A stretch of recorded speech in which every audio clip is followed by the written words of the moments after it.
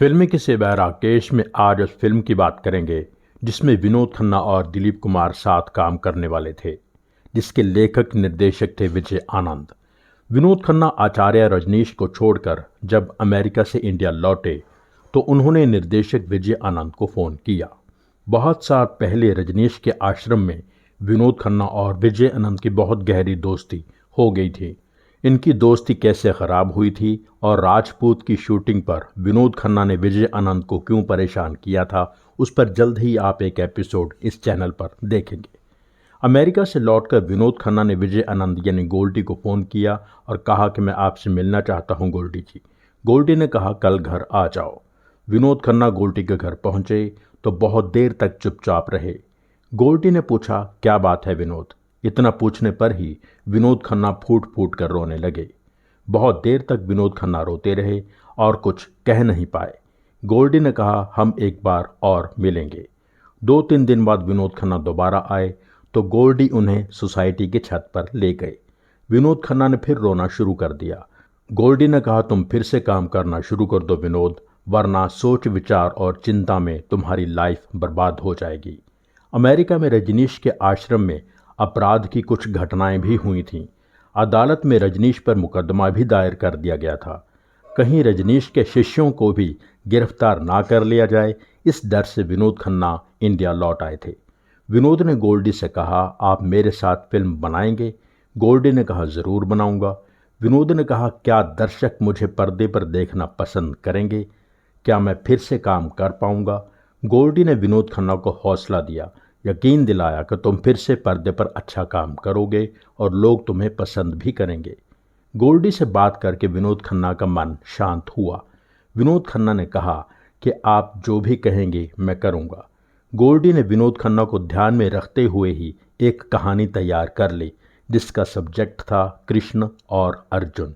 विनोद खन्ना अर्जुन बनने वाले थे तो कृष्ण कोई सीनियर और बड़ा कलाकार होना चाहिए था। गोल्डी के मन में दिलीप कुमार थे जो बचपन से गोल्डी को जानते थे और कई बार गोल्डी से कह चुके थे कि साथ में कुछ बनाते हैं। गोल्डी दिलीप कुमार से मिलने पहुंच गए। उन दिनों दिलीप कुमार सुभाष घई की फिल्म विधाता की शूटिंग कर रहे थे। बांद्रा के आर्ट्स क्लब में गोल्डी और दिलीप कुमार की मुलाकात हुई। गोल्डी ने बताया कि मैं आपको और विनोद खन्ना को लेकर फिल्म बनाना चाहता हूँ। दिलीप कुमार ने कहा कि मेरे 4 सीन्स हों या 10 हों, मेरा रोल ही मेन रोल होना चाहिए, कहानी मेरे इर्द गिर्द ही घूमनी चाहिए। गोल्डी ने बताया कि मेरी कहानी का नाम है कृष्ण अर्जुन। आप कृष्ण हैं, जाहिर है आप अर्जुन से सुपीरियर हैं। गोल्डी ने बताया कि मैं अपने दोस्त विनोद खन्ना का फिल्मी करियर फिर से जिंदा करना चाहता हूँ, इसलिए ये सब्जेक्ट सोचा और आप चुनिंदा फिल्में करते हैं इसलिए काम अच्छा ही होगा। अगली मुलाकात में दिलीप कुमार ने गोल्डी से कहानी सुनी और कहानी सुनते वक्त कई बार गोल्डी को रोका और टोका और कहा कि तुम्हारी कहानी बहुत तेज़ चलती है, मुझे आराम से धीरे से सुनाओ। गोल्डी ने सोचा शायद दिलीप कुमार की ग्रहण शक्ति कमज़ोर हो गई है या शुरू से ही ऐसे थी। कई बार रुक रुक के गोल्डी ने दिलीप कुमार को पूरी कहानी सुनाई। दिलीप कुमार ने कहा कहानी बहुत अच्छी है लेकिन तुम्हारा स्क्रीन प्ले बहुत चुस्त है, इसको थोड़ा स्लो करना होगा वरना एक्टिंग के लिए समय और जगह नहीं मिल पाएगी।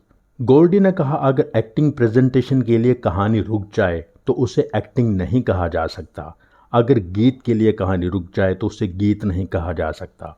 मेरी फिल्म में गीत, एक्शन, एक्टिंग सब साथ साथ चलता रहेगा। दिलीप कुमार को कहानी पसंद आ गई। कहानी के बीच बीच में दिलीप कुमार ने कहा मैं भगवान की मूर्ति के आगे शिकायत करूंगा, भगवान से झगड़ा करूंगा, शराब पीकर गाना भी गाऊंगा। लेकिन गोल्डी की कहानी में ऐसी कोई जगह नहीं थी। दिलीप कुमार ने बेझिझक पूछ लिया कि तुम मुझे कितने पैसे दोगे। गोल्डी ने कहा जितने आप कहें। दिलीप कुमार ने कहा तुम सुभाष घई से पूछ लो कि उसने मुझे कितने पैसे दिए हैं, तुम भी उतने ही दे देना। ये बात गोल्डी को बुरी लगी। गोल्डी ने कहा कि मैं सुभाष घई से नहीं पूछूंगा, आप मुझे सीधा ही बता दीजिए कि आपको कितने पैसे चाहिए। तब दिलीप कुमार ने बताया कि उन्होंने सुभाष घई से कितने पैसे लिए हैं। गोल्डी ने कहा ठीक है, मैं भी आपको उतने ही दे दूंगा, आप डेट्स फाइनल कीजिए, मैं शूटिंग शुरू करता हूँ। ये मुलाकात ख़त्म हो गई।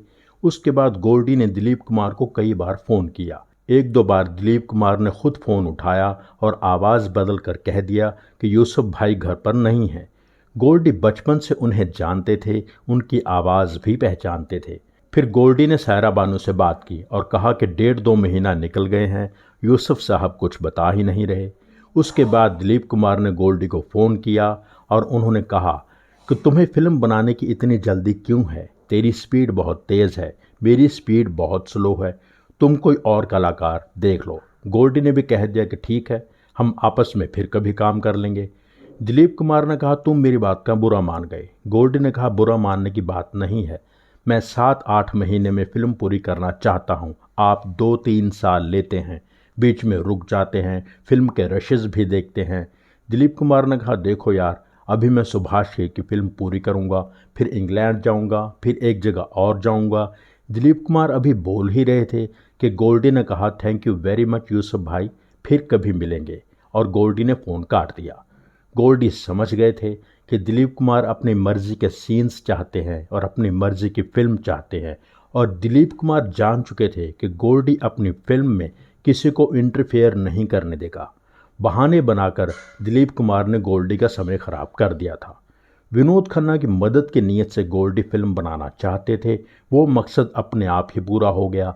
इस दौरान इंडस्ट्री में यह चर्चा शुरू हो गई थी कि विनोद खन्ना दोबारा काम करने के लिए तैयार हैं। विनोद खन्ना को एक दो प्रोड्यूसर्स ने साइन भी कर लिया था, इसलिए विजय आनंद की ये फिल्म कभी बन ही नहीं पाई। इस घटना के बाद भी दिलीप कुमार और विजय आनंद में आपस में आदर सम्मान बना रहा। ये सारी बातें विजय आनंद की बायोग्राफी एक था गोल्डी में लेखिका अनीता पाधे ने लिखी हैं।